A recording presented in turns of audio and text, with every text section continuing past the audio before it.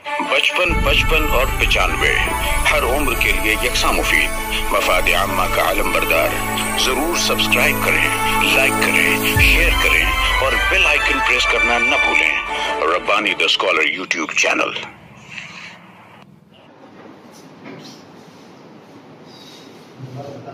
हाँ मैं बिल्कुल मैं कुछ बोलने ही नहीं चाहूंगा यहाँ पर, क्योंकि हकीकत में मैंने जिस वक्त डॉक्टर साहब का तारुफ पेश किया था उसमें ये तमाम बातें मैंने उसको संबोधित दी थी, और ये बताने वाली बात ही नहीं। अदीबुल अत्फाल उनको हम लक़ब लगाते हैं और बच्चों की कहानियां जिस अंदाज से, और मैं तो ये बोलूंगा सर ये कहानी है, ये अफसाना नहीं, ये कहानी, ये बच्चों की कहानी है ना। हाँ नहीं, बहुत सारे तबसरा निगार इसको अफसाना बोलते हैं, क्या इन्होंने जो अफसाना पेश किया था, तो मैं बताना चाहूंगा कि ये कहानी है, अच्छा, बच्चों की कहानी। आप समझा रहे हैं,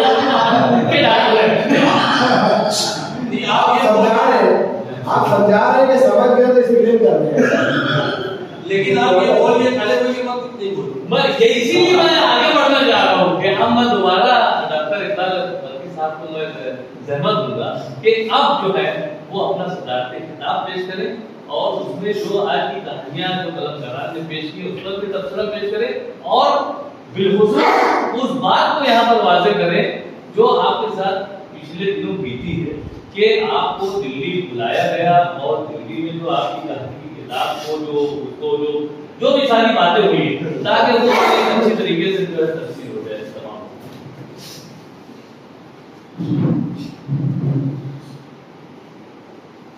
अदारे नस्री अदब के सर तमाम आज के तनक़ारान मुदीर सर, साबिक़ सर, जायशा साहब, सज्जाद शकील भाई, मैं आज की इस मजलिस को इस मानों में बड़ी अहमियत देता हूँ कि आज पूरे 22 साल हो गए। 3 अक्टूबर 2003 को हमारी पहली मीटिंग हुई थी।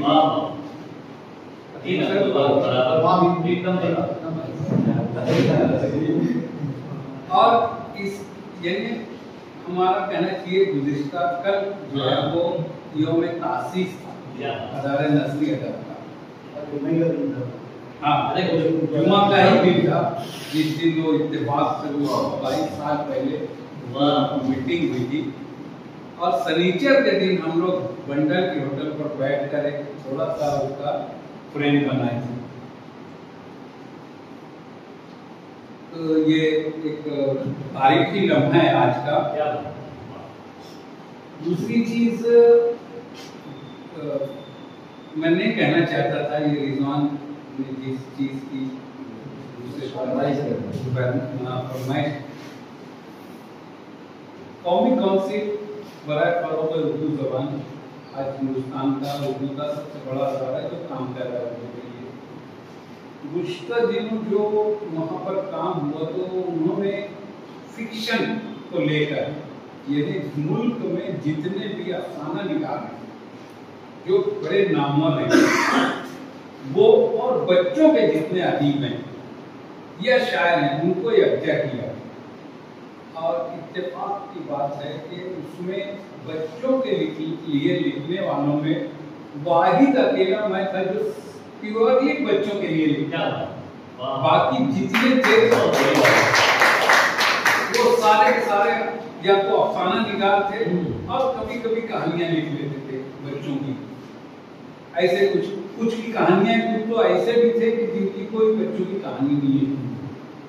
उनमें से 7 लोगों की एक पैनल बनाया गया जो मुख्तलिफ चीज़ों का जायजा लेगा, और वहीं पर उन लोगों ने जिन्हें बैठकर वो बहुत सारी चीज़ें 2015 से लेके 2024 तक जितना वहाँ पर फिक्शन के नाम पर या बच्चों की कहानियों के नाम पर जो आया था तो उसको नज़रसानी किया, उसको बहुत पास किया। उन 7 लोगों ने एक इस हादसा का नाम है। मैं समझता हूँ ये पूरा क्रेडिट इसका कि अगर मैं वहाँ सिलेक्ट हुआ हूँ तो ये अदारा नस्री अदब ये उसकी बुनियाद है। और पूरा क्रेडिट नस्री अदब को जाता है। अब मैं आ जाता हूँ अपनी बात पर, ये आज जो अफसाने पर कहानियाँ पेश हुई, ये बगावत की जो पहली कहानी थी, थोड़ा सा मैं आज अपना रास्ता में बदलना चाहता हूँ। इन सब पर, ये शफीक मोहसिन की कहानी पर, इनके अफसानों पर, हारून अख्तर के अफसानों पर जितने तबसरे आए सब पॉजिटिव थे, सब ने उनकी हिमायत किया, तारीफ मैं भी करता हूँ, लेकिन मैं आज थोड़ा सा उस पर उंगली रखना चाहता हूँ। कुछ चीजें मेरे जहन में खटक रही हैं, मैं वो सब बहुत अच्छी हैं। इनकी बगावत जो है पूरी की पूरी जंगल की कहानी है, किरदार तमाम के तमाम जंगली जानवर हैं। मैं एक चीज हमेशा से, और वहां भी हम लोग जब बैठे ये बात वहां भी बात बल्कि मैं 2015 से वहां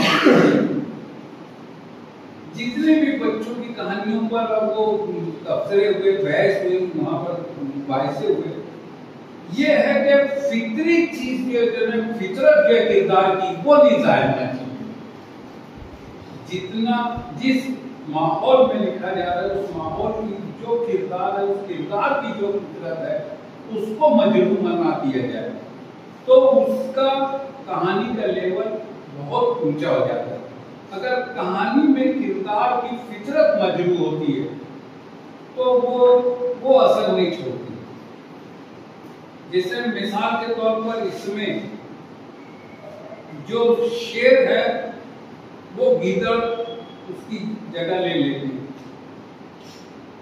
गीदड़ अगर झुंड में हो तो शेर पीछे हट जाता है, अगर शेर अकेला हो और गीदड़ झुंड में हो, ये जंगल की फितरत है, तो वो पीछे हट जाता है। लेकिन अगर 4-5 हो तो शेर चाहे दूर भी हो जाए पीछे नहीं हटता। लोमड़ी इंतहाई मक्कार होती है, चाहे जैसी हो, चाहे जिसके साथ हो, मुनाफिकाना हरकत कभी नहीं छोड़ती। इससे पहले भी किसी जगह किसी के अफसाने पर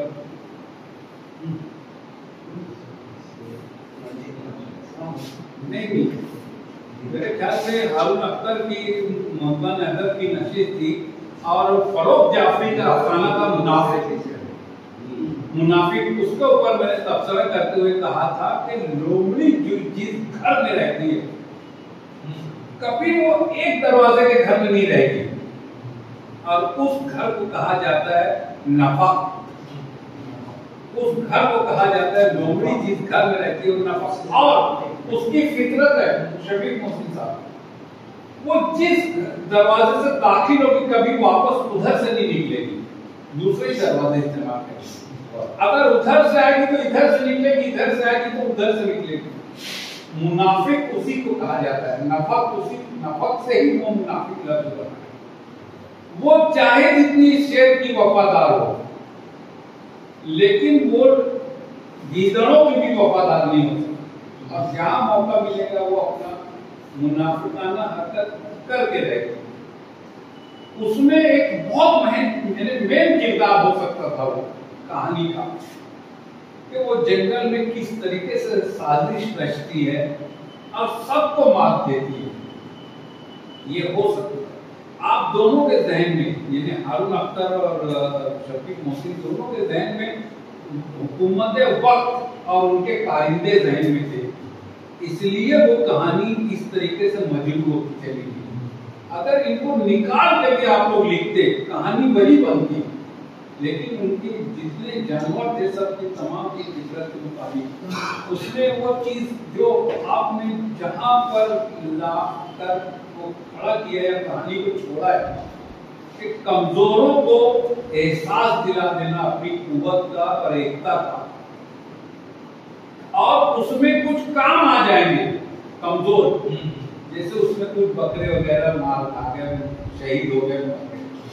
ये जो इस मुल्क की पिछड़ी या वो जो तमाम अक़लियतें हैं जिनके ऊपर मजालिम किए जा रहे हैं, अगर उनको हत्या किया है तो जाहिर सी बात है नुकसान होगा, लेकिन उसका नतीजा निकलेगा। वो कहानी बिल्कुल माफ नहीं, लेकिन जो बीच बीच में तुम्हारा ये वो कहानी के अंदर जो जानवरों की जो फितरत है वो मजरूह होती चली है, उसको थोड़ा सा रिपेयर करने की जरूरत है। उसको नजरसानी करेंगे तो आपको बहुत समझ में आएगा।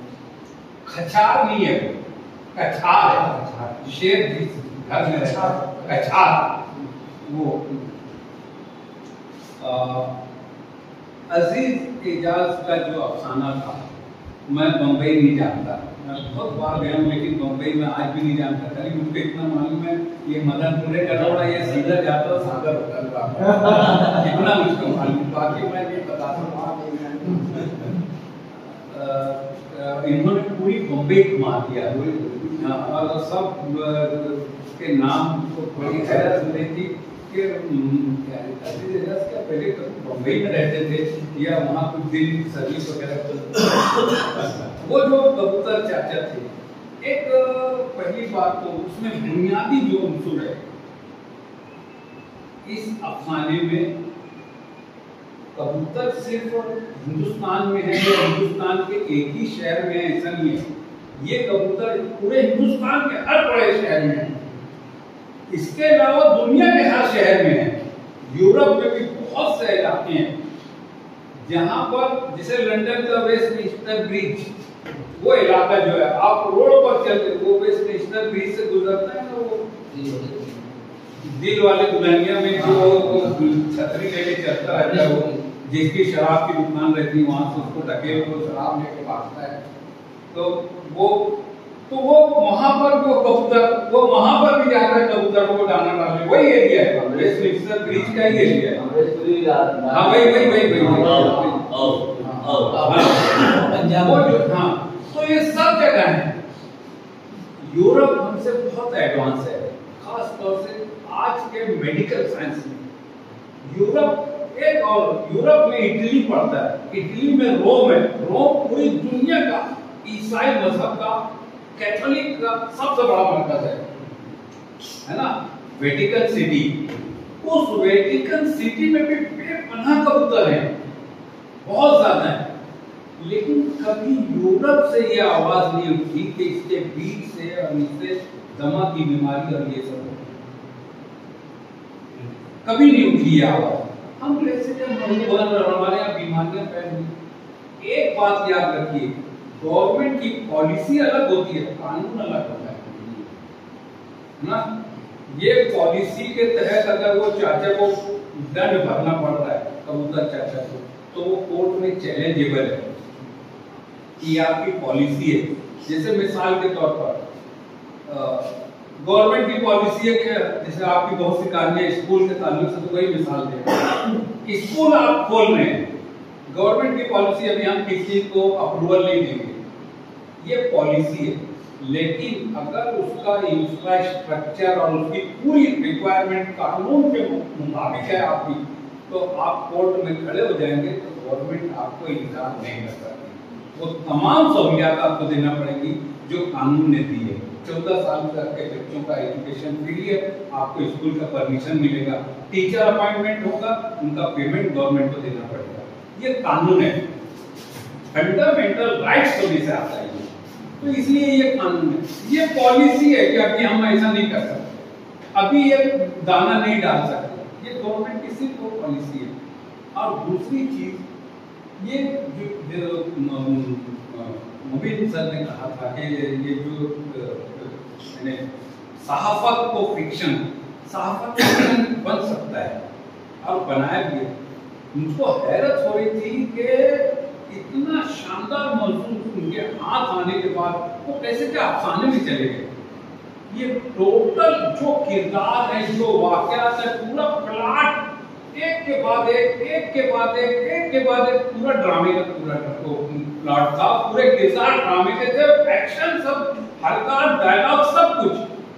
अब अफसाना कैसे क्या उस पर लिखता है, मुझको हैरत हो गई यार, जो है ऐसे वो ड्रामे का आदमी, ड्रामे का राइटर है, ड्रामा पे नहीं कर रहा, ड्रामा पे नहीं, वो ड्रामा ही है पूरा। वहीं के वहीं एक स्टेज पर एक ही मंजर पर सब हो सकते हैं। कबूतर जो है वो अम्न की खाक का वो उस पर उसको कहा जाता है अलामत मान लीजिए। मैं थोड़ा सा वापस आकर इधर उसके बाद फिर थोड़ा सा दोनों को बीच में ये जो हारून अख्तर की कहानी थी, हारून अख्तर ने भी जो कहानी आप लोगों ने सब ने बहुत पसंद की, बहुत तारीफ भी की। मुझको थोड़ा सा वही एतराज है जो शफीक नाज़िम के उसपे कुछ जरूरत नहीं थी आपको हिंदू मुसलमान करने की, सफेद रंग का हरे रंग का मामा कुछ नहीं। जंगल था, जंगल में वो मोर की तरफ झपटा, उसका रंग हरा रंग चमक गया। बस सारे जंगल में बहुत सारे परिंदे जो सब हैं वो खुद ब खुद ये आज बहुत से अशार बोले गए, मुझको याद आता है कि वो एक गंजे सोख्ता शमसुर रहमान फारूक के जो मजमू उसमें एक शेर पत्थर की बुरी ओट में लाला खिलाता कर। देखिए इस्तिआरे में और अलामत में बहुत फर्क है, बहुत फर्क है। इस्तिआरा वही होगा जो उधार लिया जाएगा, 100 रुपये लिया तो 100 ही रुपये उधार मांगा जाएगा, है ना। लेकिन अलामत ये नहीं है, अलामत ज्यादा भी आगे जा सकती है, पीछे भी जा सकती है। पत्थर की बुरी ओर पे लाला किला पकड़, आज उसको तोड़ ले गई 2 बच्चियां जनाब। ये शेर लाला संतराशी का जो हुनर है, संतराशी का जो हुनर है उसको लाला, ये अलामत है। पत्थर की बुरी जितने भी हिंदुस्तान में फैले हुए यानी बुत हैं या संतराशी के मुजस्समे जहां जहां ये सारे बुरे पत्थर के तराशे हुए हैं। देख लेना आप खजुराहो हो, अजंता हो, एलेगा हो, ये सारे बुरे पत्थर में तराशे, क्योंकि वो पत्थर मजबूत होता है। पत्थर की बुरी रोड में अजंता में आप जा सकते हैं। लाला किला थक्कर माजी कल अलामत है माजी की। उस जमाने में जब हिंदुस्तान में ये 2 लड़कियां नहीं आई थी, इस्लाम और ईसाइयत, दोनों के यहाँ बुत परस्ती हराम थी। आज उसको तोड़ लेके 2 बच्चियां हैं। ये अलामत है कि इस हुनर, इस लाले को इन दोनों तहजीबों ने आके तोड़ के जाहिर किया कि ये नहीं चलेगा, बुत परस्ती यहाँ नहीं चलेगी। और उसके बाद से आप देख लो दूसरा खजुराहो नहीं बना, दूसरा एजेंडा नहीं बना। ये माजी कल, ये अलामत, या वो आप लोग तो बोल सकते थे कि वो सूरज को चोंच में लिए मुर्गा खड़ा खिड़की के पर्दे की रात हो गई। ये थी अलामत। तुम थका मांगा मंसूर आता है, वो अंधेरा करता है और सो जाता है, रात हो गई। लेकिन जहां पर इस्तिआरा होता है वो वही रहेगा, उसको मुस्तार का लफ्ज ही वही है। आप मुस्तार में वही होगा, 1 रुपया उधार लिया तो 1 ही रुपया देगा, उसको कम और ज्यादा नहीं करेगा। अब पत्थर की मूर्त को तराशने का जो हुनर था, कहीं ज्यादा था, कहीं अधूरी मूर्तियां हैं, कहीं पर पूरी तराशी। यही अपने महाराष्ट्र में जो एलोरा है उनकी तरफ मूर्तियां देख लेना। और उसके बिल्कुल पीछे मैं तो देख चुका हूँ, अपना जो गेट वाले सामने जो पहाड़ियां हैं, ये मैं 40 साल पहले की बात बता रहा हूँ।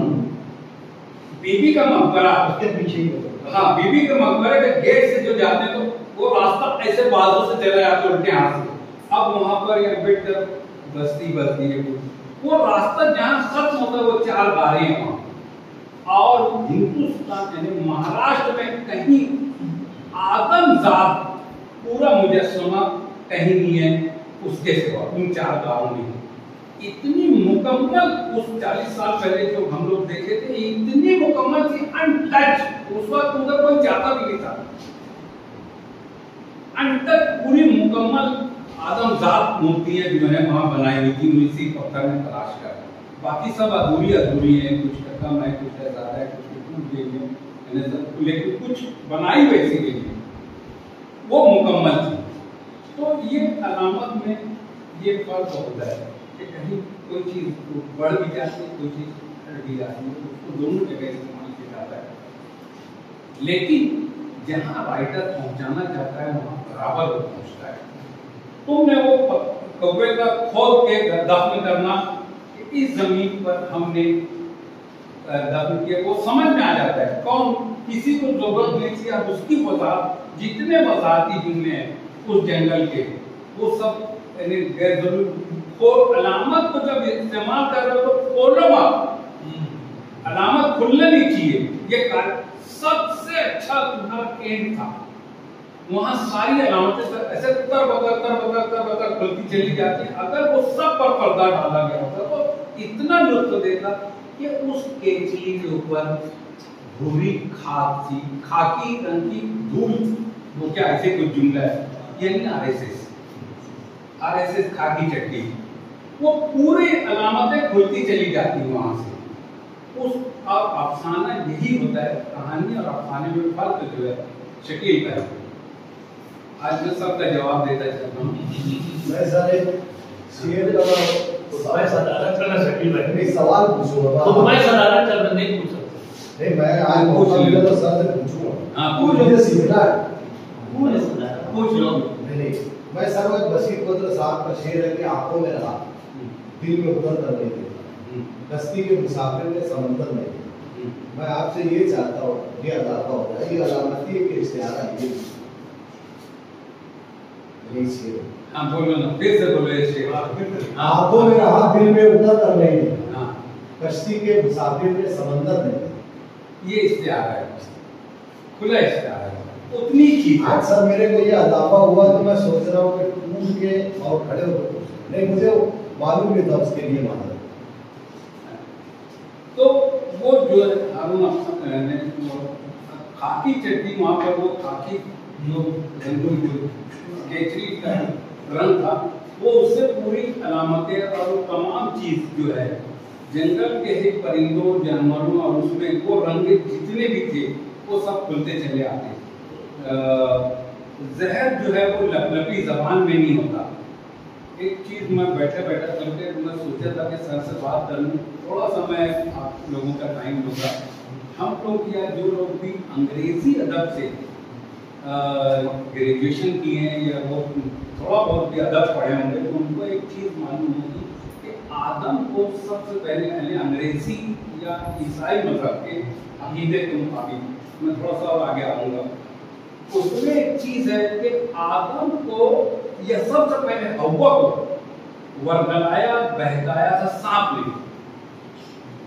सबने सुना होगा, ये अंग्रेजी अदब जो लोग पढ़ते होंगे, हव्वा को वर्गलाया सांप ने और हव्वा ने जाके आदम को फिर बहकाया और वो दोनों वो शजर ममनूआ का फल जो खा के अब वो उसकी पादाश में उनको जरूर।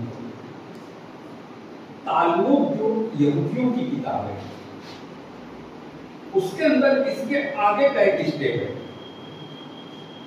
इब्लीस जब ये धुतकारा गया तो उसको जन्नत से निकाल दिया गया, लेकिन जमीन पर नहीं फेंका गया।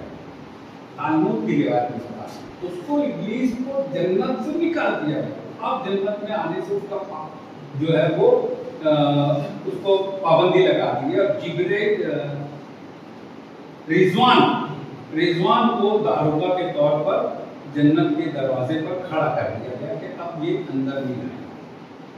सांप को पांव थे, जैसे पांव होते हैं जानवरों के, ऐसे पांव थे, अब वो चलता था। तो वो टहलता टहलता एक मर्तबा बाहर आया और जिब्रील ने उसको देख लिया और वो चाहता था कि अंदर कोई भी सूरज से जाए और आदम को बहकाए। तो उसने सांप से दरखास्त की कि मुझको अंदर ले जाए। बोले अपना कैसे ले जाएंगे? इब्लीस ने कहा कि मुझको अंदर ले जाए। तो बोले मैं कैसे तुमको अंदर ले जाए? बोले मैं तुम्हारे मुंह में बैठूं। बोले तुम मेरे मुंह में कैसे कैसा माओ? बोले मैं कर दूंगा। तो बोले कैसे क्या? तो बोलता है कि मेरे पास 3 अल्फाज हैं, वो 3 अल्फाज ऐसे जादू हैं कि इससे ना आदमी कभी गमगीन होगा और ना कभी उसको मौत आएगी। एक चीज और मेरे जहन से निकल गई, वो 3 लफ्जों को बताता है। बोले मैं ये 3 लफ्जों को जानता हूं और वो अंदर मैं तुमको ले चलोगे तो बताऊंगा, तुमको कभी मौत नहीं आएगी और तुमको कभी कोई सदमा नहीं होगा, तुम्हारा जिस्म जो है वैसे ही कायम रहेगा, जवानी हमेशा कायम रहेगी, तुमको कभी कोई सदमा नहीं होगा। तो वो बोलता है कैसे चलोगे तुम? तो बोलता है इब्लीस कि मैं तुम्हारे दोनों दांतों में छुप के बैठ जाऊंगा, तुम मुझको ले चलो। तो वो बोलता है कि तुम बताओ मुझको। तो बोलता हाँ, तो ठीक है। इब्लीस अपने आप को इतना छोटा करता है कि उसके दांतों के सुराख से अंदर बैठ जाता है, और जब वो चलता है अंदर जाने लगता है तो रिजवान उसको रोकता है। इब्लीस अंदर से उसके दांतों में बैठा हुआ सांप के लहजे और उसकी आवाज बनाकर निकाल के उसको जवाब देता है। रिजवान मुतमईन हो जाता है कि जो जवाब दे रहा है ठीक, अब वो बहाने अंदर चला जाता है। अंग्रेजी में हमको सिर्फ इतनी मिलती थी रिवायत कि वो सांप में जा गया हुआ को बैठा। इसके आगे की जो ये जो कनेक्शन है वो तालमुद में यानी जो यहूदियों की जो मजहबी किताब है उसमें ये किस्सा इस तरीके से दर्ज है।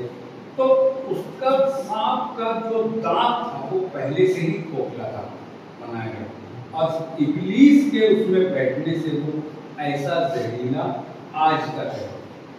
सजा के तौर पर उसका भेद खुल गया, इब्लीस अंदर गया, वो सब किया वो सब, लेकिन उसका भेद खुल जाने की वजह से सांप के पांव काट दिए गए कि अब तो जमीन पर रगड़ता है सजा के तौर पर, और वो दोनों को निकाल गया। फिर जब आदम को नीचे निकाल गए तो उससे पहले इब्लीस को, सांप को और ये सब को नीचे फेंक दिया गया, और उसके बाद आदम को नीचे उतारा गया। आदम और हव्वा नीचे आए, मना कर बाकी सब। तो वो जो सांप का जो जहर का मामला है वो उसके दांत में ही है। हाँ, उसके दांत के नीचे, तो जबान पर नहीं आता, वो दांत से ही आता है। अब देखो कुछ कोबरा की शक्लें ऐसी होती है जो दूर फेंकता है अपने जहर को, तो वो दांत से ही निकलती, 2 धार निकलती है। तो जब फेंकता है तो वो एक जबान से आएगा तो एक धार आएगी, लेकिन जब वो फेंकता है तो 2 धार आती है। किसी वीडियो में आता है और हाँ, तो ये जो है उसकी वो थोड़ा सा उसमें यानी बहुत ढेर खोलने की जरूरत नहीं थी। तुम सब छुपाते चलो, वो जानवरों में बहुत सारे जानवर, परिंदे और वो सब चीज में वो रंग सब मिल जाएंगे, अब उनको ही वो खातिब करके तुम आगे बढ़ा लो, बाकी सब तुम्हारा वो ठीक हो जाएगा। आरएसएस की उसमें सब कुछ है, जो संपोले हैं वो यानी उसकी वजाहत की जरूरत नहीं थी। एपीवीपी जो उसकी एक आरएसएस की एक विंग है, सब खुले वो आ जाती है सामने। एबीवीपी जो इनका विंग है वो विंग जो है काम कर रहा है संपोलों की शक्ल में। वो बहुत अच्छा भी लगा तुम्हारा विजन जो है वो काम करेगा। खाली जो वजाहतें हैं वो तुम्हारी अलामत को मजबूत करती है, ये मेरा कहना है। बाकी सब आज की तमाम तहरीरें बहुत अच्छी रही, लोगों ने तारीफ की, मैं खुद भी तारीफ करता हूँ, मैं कायल हूँ उसका। लेकिन मेरे जहन में ये था कि अगर इस ढंग से उनके ऊपर नजरसानी की जाए तो उसका जो टेम्पो है वो और बढ़ सकता था। तो मैंने अपने ख्यालात को अगर आप लोगों के लिए काबिल कबूल तो ठीक है, वरना मेरी बात को यहीं पर एक नासमझ तालिब इल्म समझ कर यहीं पर छोड़ दें। बहुत बहुत शुक्रिया। बहुत शुक्रिया डॉक्टर इकबाल बख्शी साहब ने किताब भी दिया, किताब पर प्रोफेसर पेश किया। आइए मैं सदर अदालत नसीहत अतीक सामान साहब को गुजारिश करता हूँ कि वो शुक्रिया की रस्म जैसे कि ये जो 22 साल कंप्लीट 17 अक्टूबर को जो मीटिंग हुई थी हमारी, नशीद हुई थी मीटिंग। अच्छा, तो इसके अंदर जो ये वो आपके सर सैयद थे 17 अक्टूबर, इस मुनासबत से जो है जो नस्ल मिलता है, काफ़ी नस्लें उनकी काफ़ी किताबें हैं, उस मुनासबत से हमने जो है उसको जो है अदालत नस्ली अदब को जो उनके सर सैयद के हिसाब से जो हमने उसको रखा था। अब उनका जो है बर्थडे करीब आ रहा है 17 अक्टूबर को, तो अपनी नशीद जो होगी 25 तारीख है अक्टूबर की, उस दिन जो है मैं चाहता हूँ कि उसमें सर सैयद के ऊपर कोई मजमून जो है पेश किया जाए, तो मैं ही पेश करूँगा। तो हम जो उनको जैसे एक तो याद कर लेंगे, आज हमने पढ़ा है लेकिन उनका कुछ जो है उनका पिक्चर हमारे सामने आए नसीर अदब के स्टेज से, तो मैं तो एक उसके अंदर तकलीफ पेश करूँगा। तकलीफ क्या है कि मतलब जो मवाद है वो पेश करूँगा, आपके सामने रखूँगा। बस आज की जो एक कामयाब नशिश हुई है उसका सेरा तो जो है हमारे सदर साहब हैं, इस नशिश के इकबाल भट्टी से जाता है, तो उन्होंने जो एक अच्छे ढंग से जो है राष्ट्रीय खुतबा भी दिया, तबसरे भी दिए और बहुत सारे नए छोटे दिए, बहुत सारी मालूमाती बातें रखी है। तो नायब सर हैं, लेकिन फिर भी मैं अदारे की जानिब से शुक्रिया अदा करता हूँ, उन्होंने सदारत की कुर्सी को कबूल किया और उसका अदा किया, बहुत बहुत शुक्रिया। इसी तरह से हमारे और कलमकारान हैं तीनों, उन तीनों का अजीज एजाज सर है और हारून अख्तर साहब और शफीक नसीर साहब ने भी अपनी तहकीकात पेश की और अच्छी तहकीकात जो है पेश करने की वजह से हमारी महफिल में आज जान लग गया और कामयाब रही। और उसके बाद तबसरे जो है बहुत से लोगों ने तबसरे जो है पेश किए, अच्छे तबसरे, जैसे कि बहुत सारे लोगों ने जो पेश किया कि इससे हमारी मालूमात में इजाफा होगा कहानी के जरिए से या तबसरों के जरिए से। तो तमाम मुबस्सिरीन का जो है यहाँ पर जो है शुक्रिया अदा करता हूँ अदारे की जानिब से। में जो तबसरे करने वाले वो कलमकार भी थे, तबसरा निकाली थे, और वो जो है अहमद इकबाल साहब हैं, रफीक हुसैन ने भी तबसरा किया, मुनीम नजीर ने भी किया, और अफाक का जावेद अहमद साहब ने, और ऐसा हमारे साथी कजल साहब ने भी पेश किया। मैं तमाम लोगों को इनका शुक्रिया अदा करता हूँ। बाकी जो दीगर हैं जो 4-5 जो सामाइन हैं उनके मुबस्सिरीन और कलमकारान और उनके अलावा उनका भी जो है मैं शुक्रिया अदा करता हूँ अदारे की जानिब से कि आप कम तादाद में लोग आए, अच्छे लोग आए, आप तमाम चीज़ों को कहानियों को सुना, तो इसके लिए मैं तमाम लोगों का शुक्रिया अदा करता हूँ। हमारे अदारे की जो है उनका शुक्रिया अदा करता है कि हमारे नाज़रीन साहब अच्छे उनका भी जो है शुक्रिया। इससे पहले उन्होंने सदारत किया, आज इक़दाम कर रहे हैं, और उसके पहले मैंने जो है जब ये सदर थे तो मैं नाज़रीन था, तो मेरा भी शुक्रिया, इनका भी शुक्रिया, तमाम लोगों का शुक्रिया के साथ सदर साहब की एक दूसरे की जिम्मेदारी अच्छा निभाए। मैं एक ऐलान करना चाहूँगा। हाँ, एक ऐलान ये है कि अंजुमन मुहिब्बान अदब की नशिश जो है वो 11 अक्टूबर को उर्दू मीडिया सेंटर पर होगी, तो आप तमाम गुजारिश को नशिश में भी जरूर शिरकत करें और हमारी नशिश का भी ऐलान 25 अक्टूबर को भी जरूर शिरकत करें। आपका शुक्रिया। 55 और 95 हर उम्र के लिए यकसा मुफीद।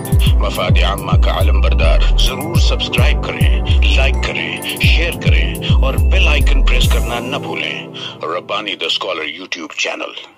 Rabbani the scholar YouTube channel इल्मी, अदबी, दीनी, मिल्ली, समाजी, सकाफती, तहजीबी, फलाही, तिब्बी, फन्नी, माशी, तिजारती, माशरती, इंतजामी, इनकलाबी, तहरीकी, तहकीकी, तकनीकी, तफ्तीशी, तामीरी, तालीमी व मालूमाती यूट्यूब चैनल जरूर सब्सक्राइब करें, लाइक करें, शेयर करें और बेल आइकन प्रेस करें। Rabbani the scholar YouTube channel.